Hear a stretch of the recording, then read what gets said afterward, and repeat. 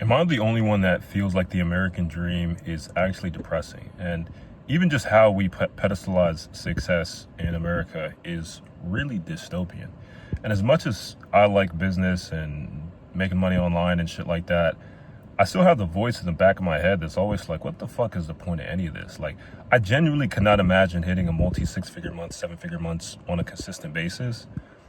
And then like, oh, let me go buy this limo. Let me go buy this watch. I would only do that as a marketing tactic, 100%. I would do that as a marketing tactic. I would literally just make a video about it and be like, I'm gonna start buying all this shit and see what type of, return I get on it, or like what the difference would be between how people treat me as like a social experiment. But like, I wouldn't give a fuck about any of that shit at all. Like, I genuinely just don't care about cars. I don't care about like watch. I just don't care. Like, I honestly think most people like cars because of propaganda that goes back all the way to the 20th century. So it's like, I mean, cars are kind of cool. I would like the idea of driving them, but not having to drive it all the time. I don't even like fucking driving. If I choose not to drive, if I could choose not to drive, I wouldn't want to drive at all. Period. So then it's like, what the fuck are we all worried? Like, own a big ass house, but do you really own the house? You're really just, taking out a fucking mortgage. Then you get in this big ass family, and then the concept of family too. You start looking at the statistics behind family, people getting the divorces, and then all that shit. I'm like, damn, bro. Like, in this day and age, it just, you kind of just feel cooked as a young person. Like, you just look at it and be like, we can't even afford houses like people used to. You got to go into massive amounts of student debt. And I don't want to be a negative Nancy, but it's just like, it reaches a certain point where it's like, what's the point of all that?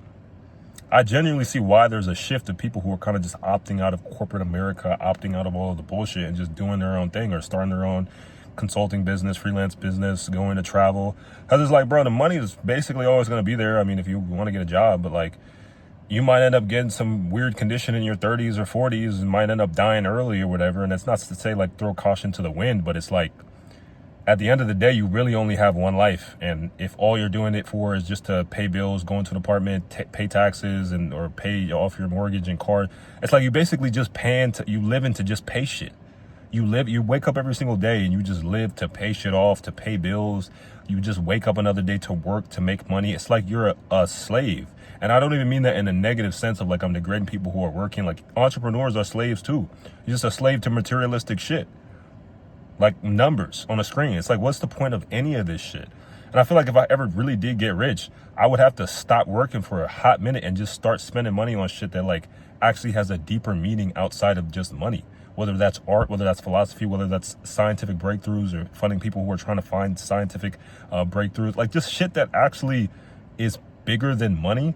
And I really think the real money is you. The money is inside of what's in your fucking head. It's not in all the shit that we are pedestalizing. Even when you do make money in online business, you realize that it has nothing to do with the amount of, money you're necessarily making, but it has more to do with what's in your head. Who knows what's in like the other people who know what's in your head, and how you can basically take the energy in your head and connect it to the most valuable things in the real world. And that basically means the money is inside of you.